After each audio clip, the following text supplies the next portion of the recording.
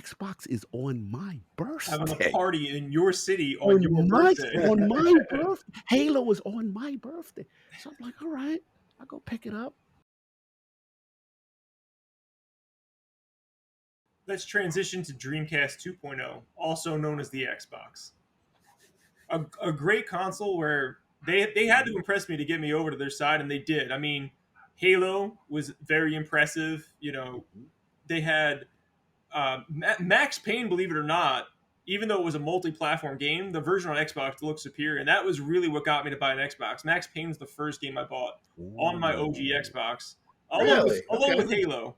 But I played Nice. Max Payne first. Halo took a backseat to it, Nice. and I was not there launch day, but I do like that. From that moment on, I became an Xbox fan as well.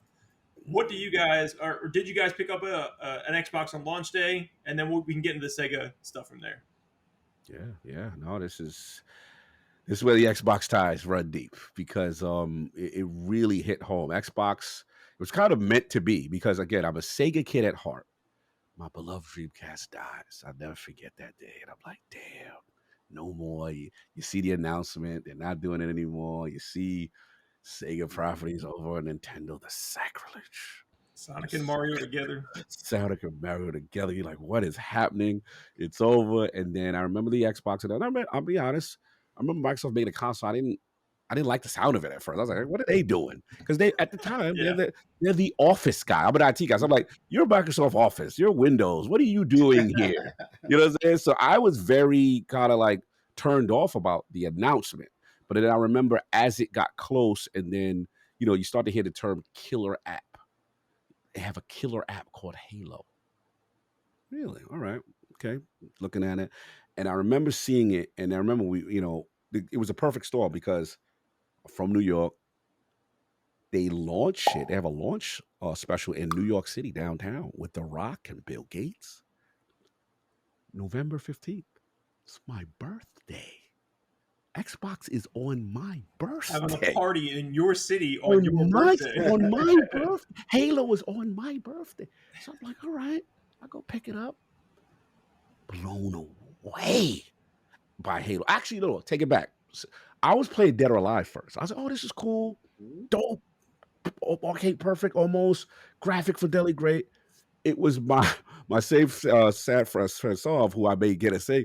He's like, bro, did you not? Because we all pick like what games you're gonna pick up at launch. So everybody set us to pick up Halo, but I actually fired up Dead or Alive first. So he's like, bro, did you guys not fire up Halo yet? And I'm like, so he's like, bro, stop what you're doing. Stop playing Dead. Turn on Halo. And I'm like, okay.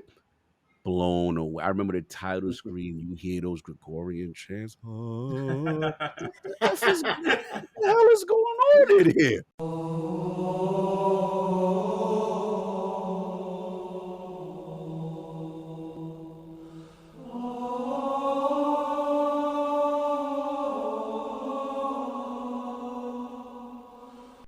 What? Like blown away. It created atmosphere in the first minute of the game. Like that's so hard to do.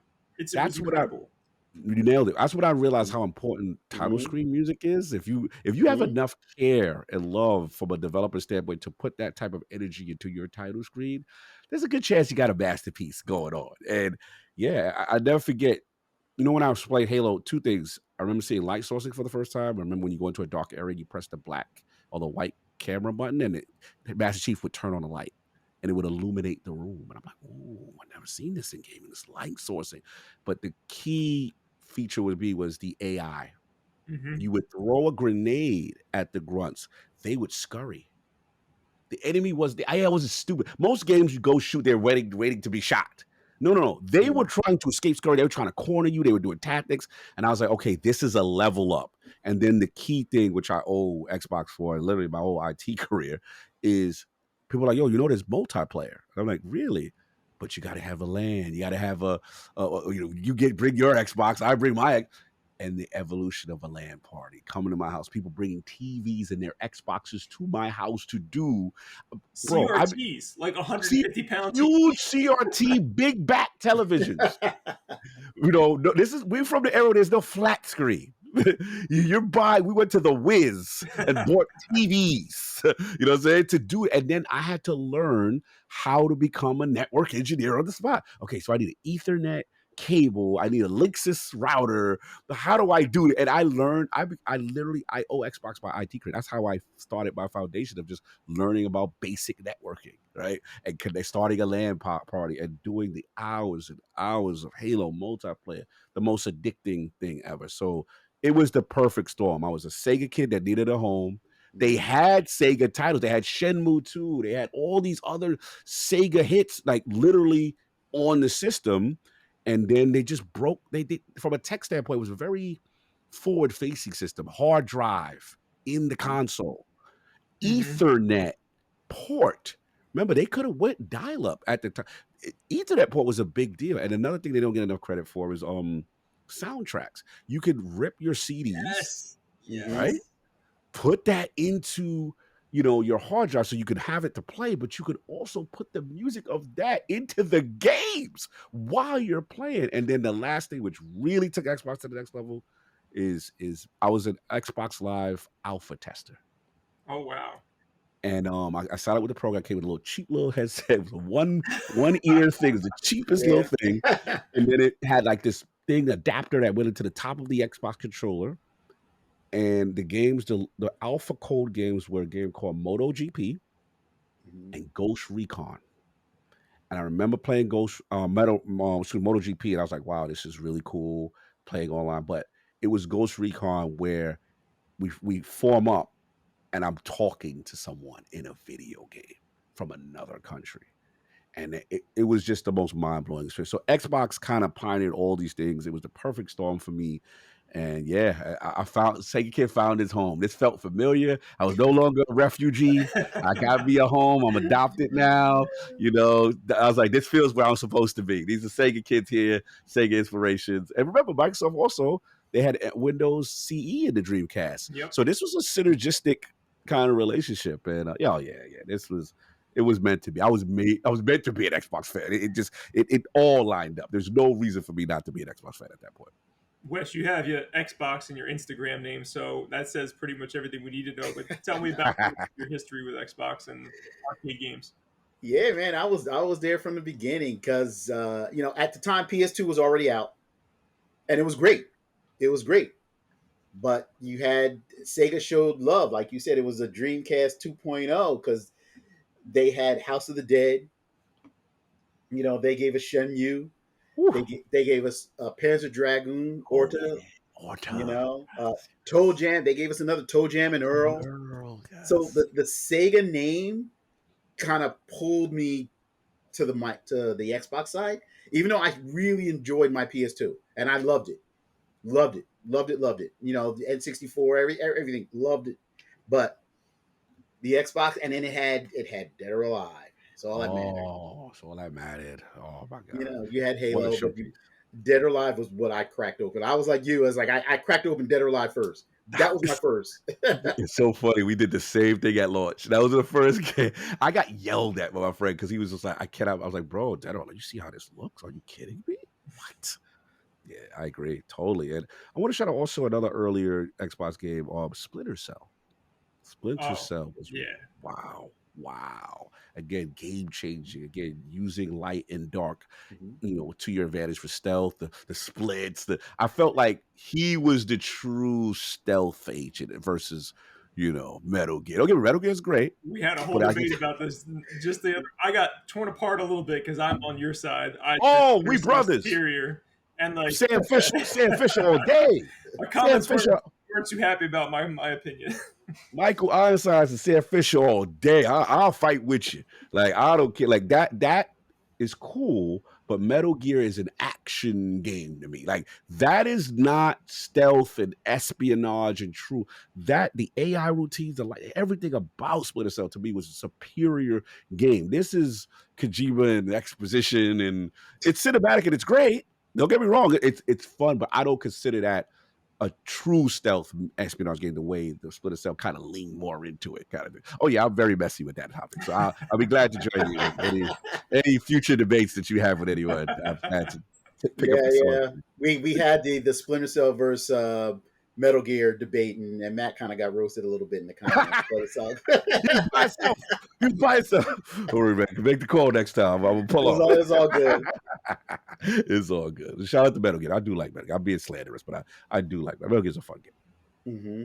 But And it's also then, with the Xbox, you had the evolution of fighting games, because you remember Toe Fang, Fist of the Lotus? Oh my gosh, yeah. yes. So you had the one of the creators of Mortal Kombat kind of branched off and kind of did his own thing.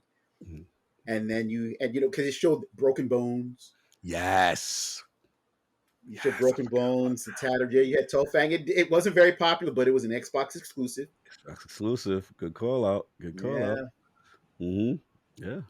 A lot of love for Lot of love. Xbox. Oh yeah, a lot of love for Xbox. And then again, I just love how forward-facing technology-wise that console was. They really push the games industry forward as far as online functionality and just people now don't even think about hard drive in a console. That was not done before. We're from memory card era and everything, your save data being there. Like this was a lot of big bold stuff, and I love that entry. And then obviously what they evolved into was probably one Oh of my yeah. favorite eras So too. they took some risks, because how can I forget one of my favorite games was Steel Battalion. Oh my gosh. With the big 40 button controller layout and the pedals Nice. Oh, you you did know it. You did it for real. I did it for real, man. Wow, I you think one I of won. those. I loved it. I I like it. love mechs, so it was like, oh my Yeah. god, they were coming out with this with the controller. I'm all in, all in. Fire. I think Fire. Matt actually pre-ordered it for me. I said, Matt, take my money. I'm pre-ordering this thing.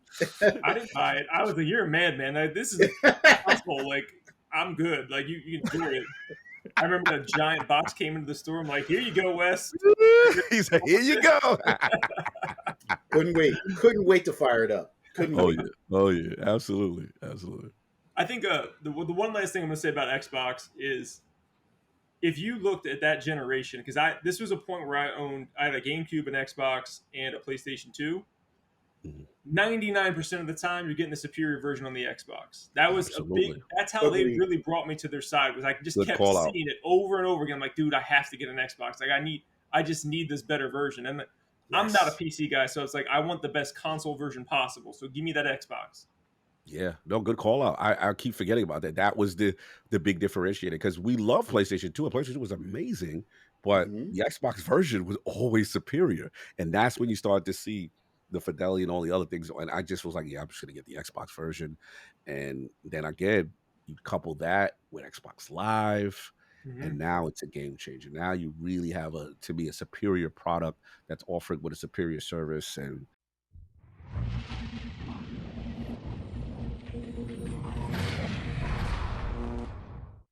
I just got into Xbox Live. I have this really great high-speed connection, and I was playing one-on-one NFL Fever against some other players from around the country.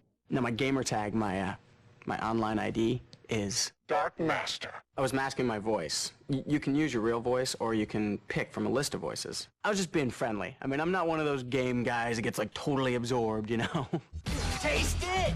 Yeah! You're going down! That's gotta hurt. You want some more? Oh, you like that, do you? Watch me go. Oh yeah, everybody goes down. Yeah! yeah, the rest was history. I really stayed entrenched into that's what I betrayed PlayStation. I said, I'll be over here. I like you guys. You're still good, but this is where I'm at. It's funny because as a gamer, we all have our sensibilities and things that that draw us. But I really like what they were doing in this space.